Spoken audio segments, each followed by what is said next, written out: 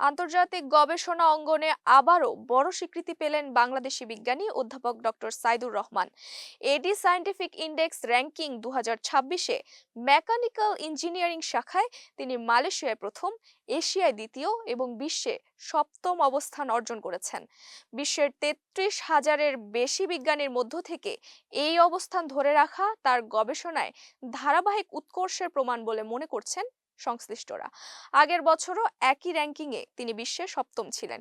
টেকসই ও নবায়নযোগ্য জ্বালানি গবেষণায় অধ্যাপক সাইদুর রহমান এর আগেও একাধিক আন্তর্জাতিক স্বীকৃতি পেয়েছেন। তার গবেষণার এইচ ইন্ডেক্স 145 এবং সাইটেশন সংখ্যা 86,000-এর বেশি।